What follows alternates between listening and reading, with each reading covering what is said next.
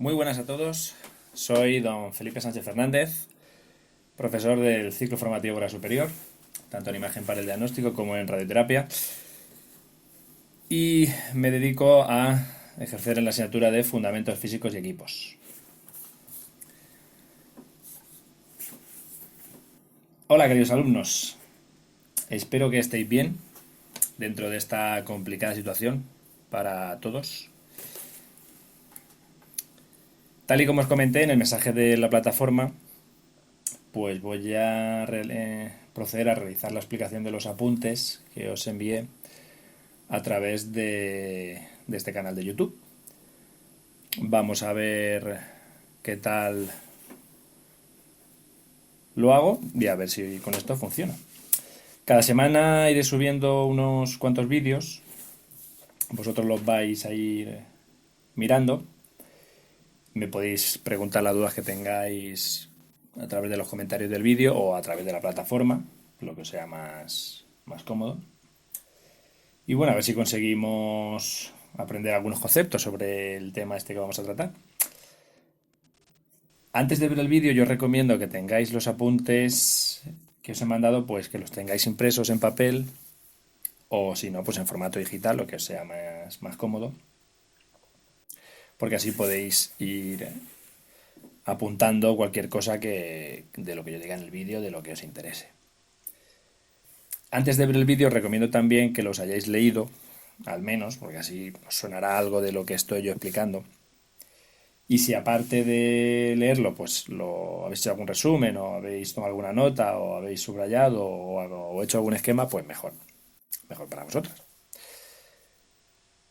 Bueno, los vídeos los dejaré colgados en el canal una vez que los haya subido para que los podáis ir viendo en cualquier momento por si no os da tiempo a terminarlo en algún momento o tenéis dudas si queréis volver a repasarlo, pues yo lo dejo y lo miráis cuando podáis. Bien, pues vamos a ir empezando.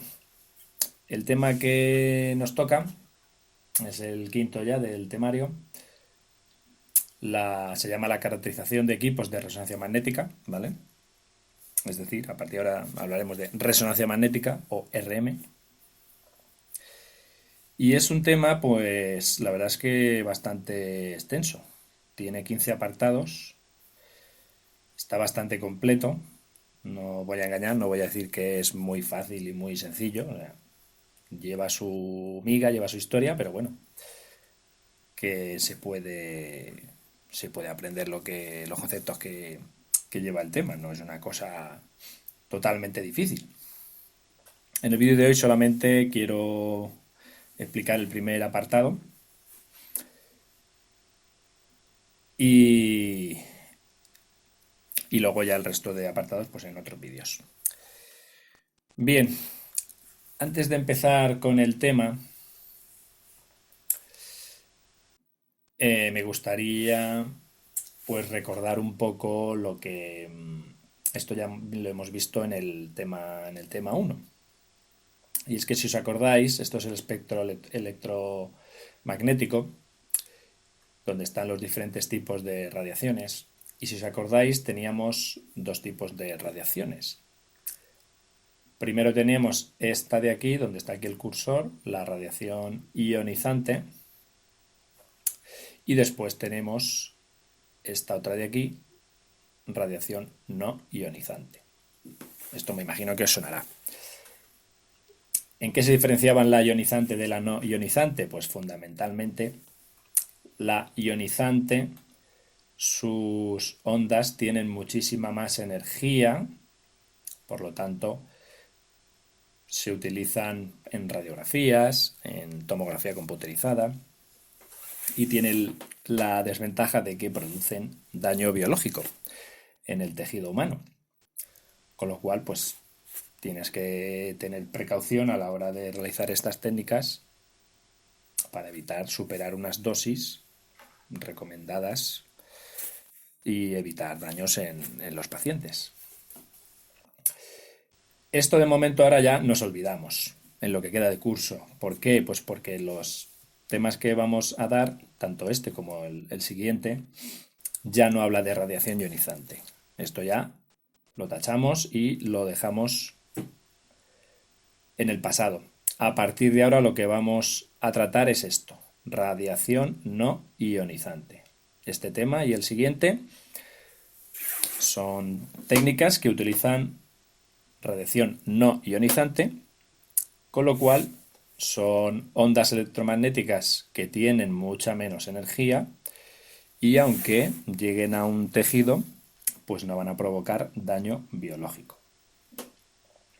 Con lo cual aquí ahora ya no tenemos que estar calculando las dosis de radiación.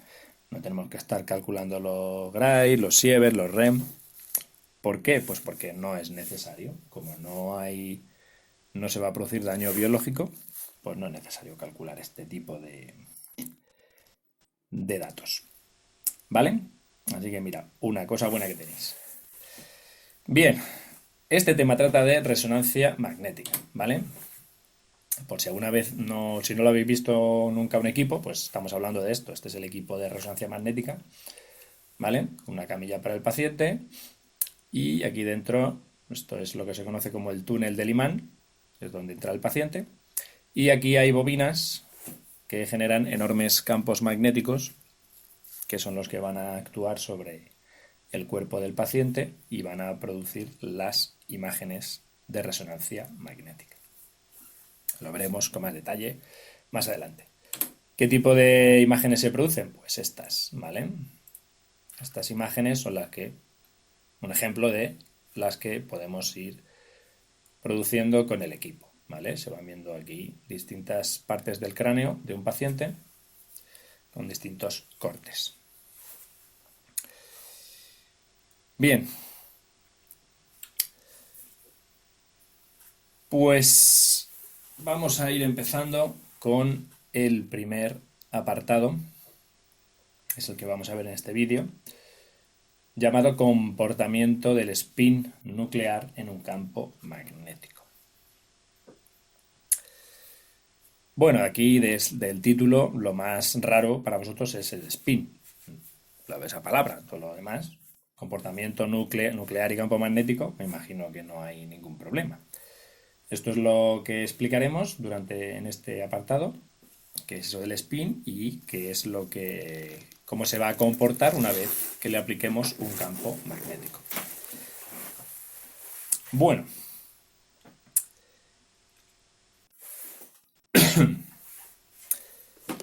en cuanto al bueno, esto son los apuntes que tenemos, ¿vale? Esto es lo que digo que vamos a tratar en este tema, este apartado. Y aquí, bueno, ya os he explicado un poco la resonancia magnética, que no utiliza reacciones ionizantes. Y bueno, esto es, en el primer párrafo aquí os he resumido un poco lo que trata la resonancia magnética, ¿vale? Bueno, básicamente es muy parecido a lo que hemos hecho en otras técnicas. Es decir, tenemos unas partículas elementales. Antes en otros temas eran electrones, en este tema va a ser protones. Y lo que se hace es ponerle energía, añadirle energía a esa partícula, en este caso el protón, y una vez que he adquirido esa energía, pues se la quitamos, ¿vale? Que la pierda. Y al perderla, vamos a estudiar cómo la pierde, cómo libera esa energía, y gracias a ese estudio de cómo pierde la energía, pues conseguimos información sobre los tejidos del paciente y podemos reconstruir una imagen de ese paciente. Esto es como resumen, ¿vale? Más adelante lo explico en qué consiste. Bueno, pues empezamos con la primera parte de la teoría, ¿vale? Apartado 1.1, movimiento de spin. De ahí, pues como siempre, a ver, ¿qué es el spin? ¿De qué me estás hablando, Felipe? Bueno, pues el spin es simplemente un movimiento que tienen las partículas del átomo, ¿vale? A partir de ahora nos vamos a fijar en lo que es el núcleo de un átomo, ¿vale? En el núcleo de un átomo que tenemos protones y neutrones, pues tanto protones como neutrones giran, no están quietos, giran igual que la Tierra tiene un movimiento de rotación, va girando, ¿veis? Pues los protones y los neutrones también giran sobre sí mismos. A ese movimiento de giro sobre sí mismo es a lo que se conoce como spin, ¿vale? El spin es el movimiento de giro sobre sí mismo que tiene un protón y que también tiene un neutrón. De hecho viene del inglés spin, que es girar, o sea que tampoco se han calentado mucho la cabeza. ¿En qué se diferencian protones y neutrones? En cuanto a su movimiento, pues que uno va a girar en un sentido y el otro va a girar en el contrario. Y eso está bien, porque así podemos diferenciar uno del otro. ¿Veis? El protón tiene un sentido de giro y el neutrón tiene otro sentido de giro. Al igual que estas dos imágenes, ¿vale? Que esto no son protones y neutrones, son dos imágenes de planetas, ¿vale? ¿Veis? Este gira en un sentido, tenemos un tipo de giro, y este gira en el otro sentido, ¿vale? Pues nada, el protón se gira en un sentido y se le ha llamado up, ¿vale? El neutrón gira en el contrario y se le llama down, ¿vale? Como arriba y abajo. Son nombres, digamos, un poco por definición, habría que poner algunos, y son los que se utilizan para describir un movimiento o el otro, ¿vale? El protón gira en este sentido y se le llama up, el neutrón gira en este sentido y se lo denomina down. Vale, pues esto hay que tenerlo claro, es lo básico, ¿vale? Spin, ¿vale? Que es pues el movimiento de giro sobre sí mismo que tienen las partículas del núcleo, protones y neutrones. Por cierto, ambas partículas se denominan nucleones, ¿vale? Cuando alguien diga los nucleones, ¿a qué se refiere? Pues se refiere tanto a protones como a neutrones, ¿vale? Nucleones nos estamos refiriendo a protones y neutrones. Bueno, pues esto es lo primero que hay que saber, ¿vale? Más adelante, en la siguiente página, pues hablamos de el spin total del núcleo, ¿vale? Es decir, ya sabemos que el protón gira en un sentido, sabemos que el neutrón gira en el otro sentido. Ambos están en el núcleo y la pregunta es, bueno, ¿y el núcleo? ¿El núcleo gira o no gira? Buena pregunta. La respuesta es sencilla. Va a depender de la cantidad de protones y de la cantidad de neutrones que haya. Muy sencillo. Si el número de neutrones y el número de protones es el mismo, si son iguales, por ejemplo, 5 protones y 5 neutrones, ¿vale? Si el número de neutrones y de protones son iguales, el núcleo no gira. El núcleo no tiene spin total. Se le llama valor nulo de spin. Aquí lo tenéis. Valor nulo de spin. ¿Vale? Si tenemos... Imaginaos que tenéis un protón y un neutrón. Imaginaros, ¿vale? Esto es el protón, esto es el neutrón. ¿El núcleo está girando? Pues en este caso no.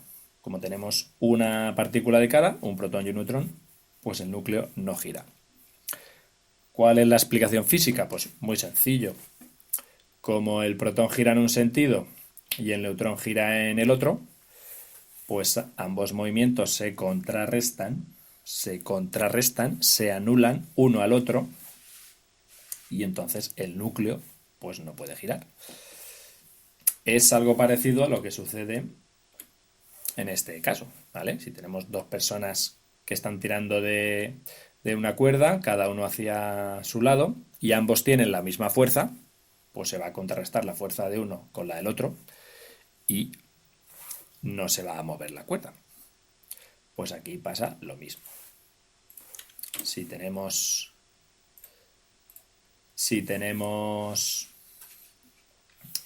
igual número de neutrones girando en un sentido que igual número de protones girando en el otro, el valor total del spin del núcleo será 0. Estaríamos en este caso, valor nulo de spin, ¿vale? Esto ocurre, ya te digo, cuando hay, por ejemplo, 8 protones y 8 neutrones. Bien, caso contrario, cuando sí que el núcleo tiene un spin total y gira. Cuando el núcleo sí gira, pues tendrá que darse el caso contrario, que haya un número diferente, un número distinto de protones que de neutrones. Da igual el número que sea, mientras sea distinto, ¿vale? Es decir, si hay 3 protones y un neutrón, pues ya, eso ya son números distintos, con lo cual ya sirve. Si hay 7 neutrones y 6 protones, pues son números distintos, con lo cual, con eso es suficiente para que el núcleo tenga un spin total, es decir, para que el núcleo tenga giro sobre sí mismo.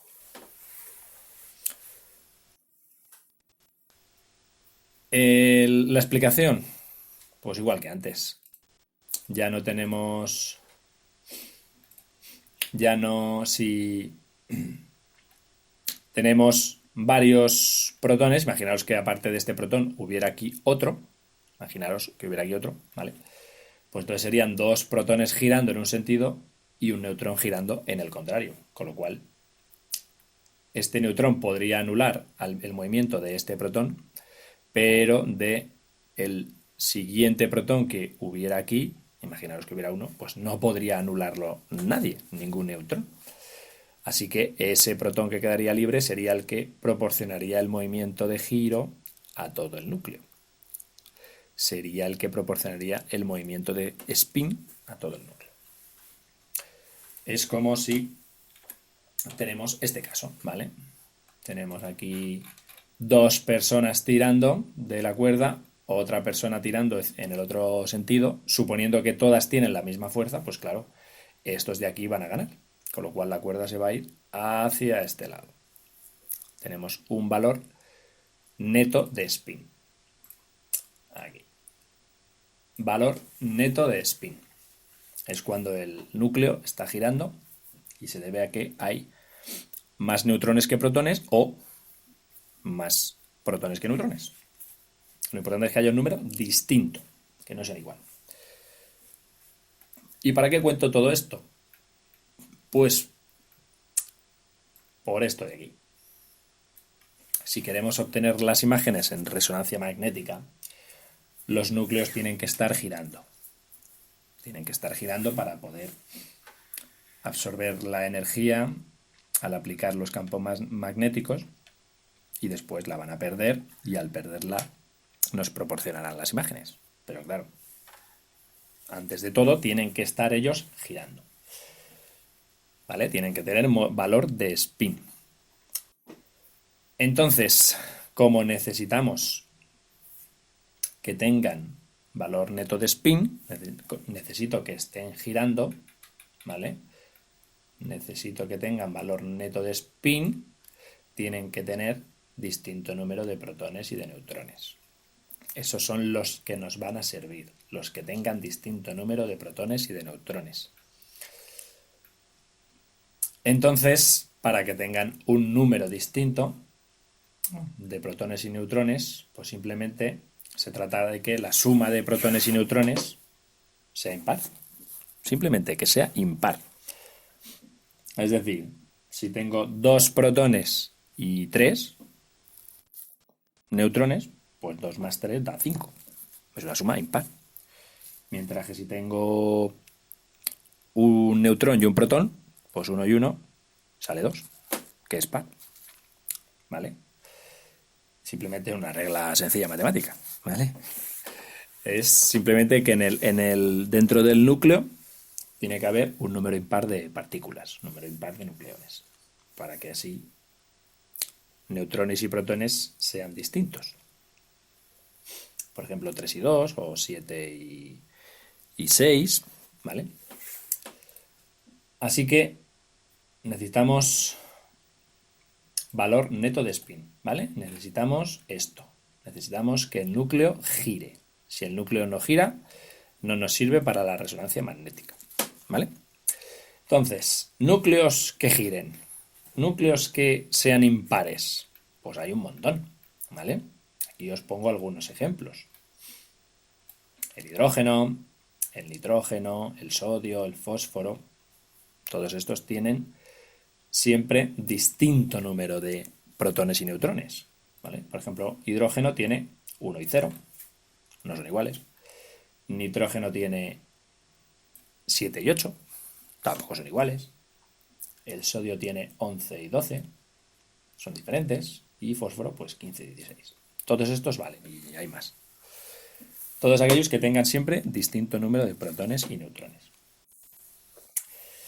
Todos esos valen, pero claro, nosotros, como lo que vamos a examinar es un cuerpo humano, pues habría que ver qué es lo que tiene el cuerpo humano. Y la verdad que estamos de suerte. ¿Por qué estamos de suerte? Pues porque el cuerpo humano, ya lo sabéis, más de 2/3 es agua, ¿vale? Es decir, prácticamente todo el cuerpo es agua. Y el agua, aquí tenéis su fórmula química, lo bueno es que lleva la H de hidrógeno. Es decir, que hidrógeno hay en prácticamente todo el cuerpo. Por lo tanto, cuando apliquemos la resonancia magnética, pues vamos a aprovechar el núcleo del átomo de hidrógeno. Vamos a aprovechar que hay mucho hidrógeno por el cuerpo y cuando queramos obtener las imágenes y apliquemos los campos magnéticos en la resonancia magnética, pues vamos a aprovechar que hay mucho átomo de hidrógeno y que tenemos la suerte de que por dentro del núcleo no tienen la misma cantidad de protones y neutrones, ¿vale? Tiene un protón y ningún neutrón, con lo cual ideal. Este protón va a estar girando con su movimiento de spin y como no hay ningún neutrón, pues no se le puede contrarrestar, ¿vale? El movimiento del protón. Es decir, vamos a estar en este caso esto solo, ¿vale? Va a estar el protón aquí solito girando. No va a haber ningún neutrón. No va a existir esto. Esto no va a existir. Así que lo eliminamos. Solamente vamos a tener ese protón. ¿Vale? Tenemos aquí el protón girando. Bueno, es un planeta, pero imaginaos que es un protón. Y va a estar girando en su sentido up, como ya lo hemos visto.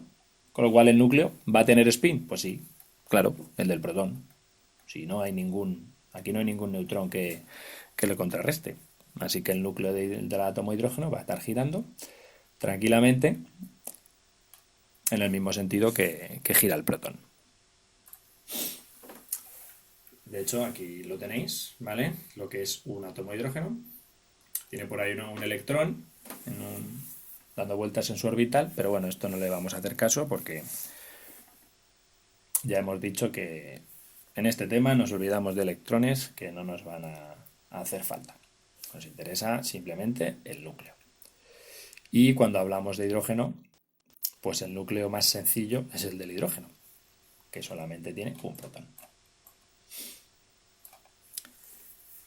Así que, a partir de ahora, si hablamos de núcleo de hidrógeno, es lo mismo que si hablamos de un protón, ¿vale? Porque está constituido solamente por un protón. Hablaré indistintamente de núcleo y de protón, pero me estoy refiriendo siempre a lo mismo, ¿vale? Al núcleo del átomo de hidrógeno, que es un único protón. Ahí lo tenéis dando vueltas. ¿Vale? Bien. Pues el primer punto prácticamente lo tenemos terminado, ¿vale? Nos queda terminar de explicar esto. Ya hemos explicado de que el protón tiene un movimiento de spin, se trata de que gira sobre sí mismo. Y luego, pues una cosa que ya sabéis, ¿vale? es que el protón tiene una carga eléctrica. En este caso es positiva. Que tenga una carga eléctrica, pues nos viene bien.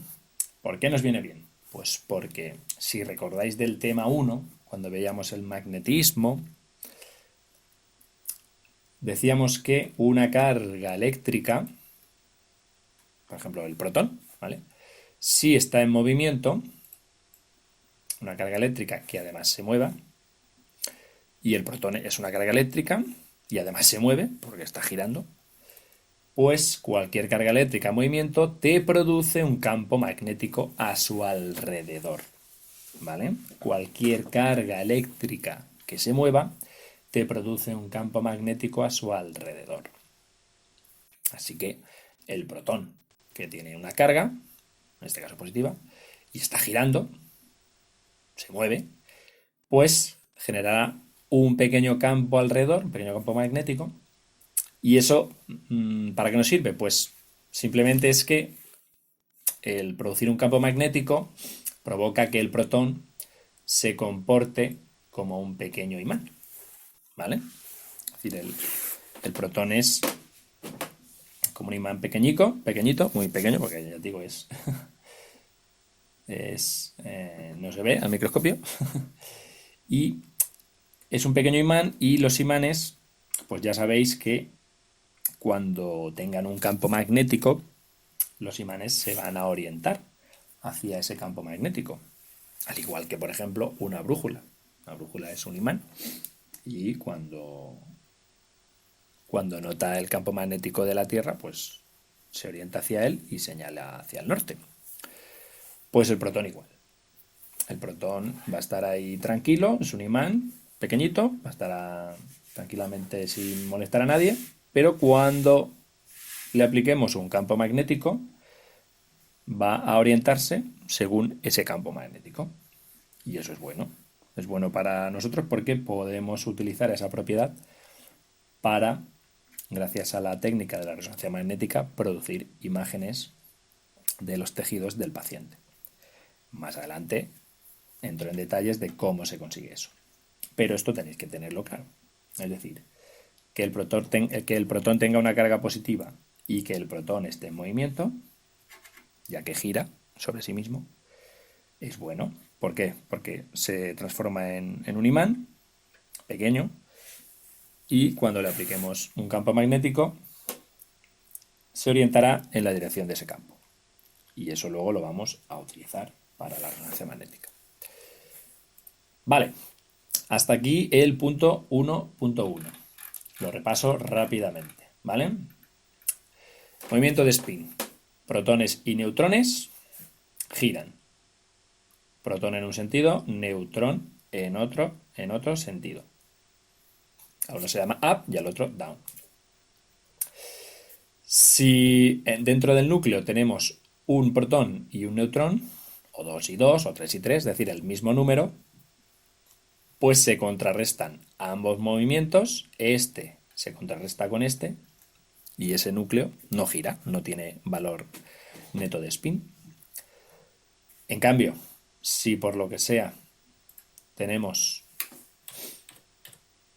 un único protón o un número distinto de protones y de neutrones, pues no se van a poder contrarrestar todos los movimientos y aquel giro que quede sin contrarrestar, pues va a proporcionarle un giro a todo el núcleo, ¿vale? Va a ser un núcleo como este, que sí que tenga valor neto de spin.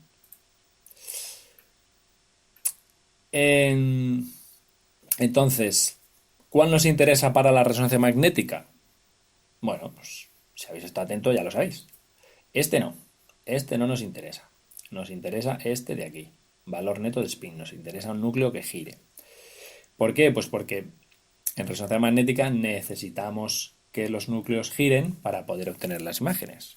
Si giran se podrán alinear en el campo magnético, podrán absorber energía y luego la podrán perder, y al perderla podemos estudiar cómo la pierden y podremos conseguir las imágenes. Así que necesitamos siempre núcleos que tengan distinto número de protones que número de de neutrones. Siempre distinto. ¿Cuáles se pueden usar? Pues aquí pongo unos ejemplos, ¿vale? Todos estos tienen distinta cantidad de protones y neutrones. De todos estos, ¿cuál es el que realmente vamos a utilizar principalmente? Pues el de hidrógeno, que es el que está en casi todo el cuerpo, fijaros, y además tiene la ventaja de que un único protón que va a producir realmente mejor respuesta a la resonancia magnética. Eso lo veo más adelante. Así que el núcleo solamente tiene un protón y a partir de ahora si digo núcleo hidrógeno o protón, pues estoy hablando de lo mismo. Y finalmente, pues acordaros, el protón tiene una carga positiva, ¿vale? Se está moviendo girando, por lo tanto, carga eléctrica que se mueva produce campo magnético. Es decir, es como un pequeño imán. Ese pequeño imán, lo que va a pasar es que cuando se aplica un campo magnético, pues se orienta según ese campo magnético y produce las imágenes. ¿Vale? Bueno, con esto terminamos el punto 1.1.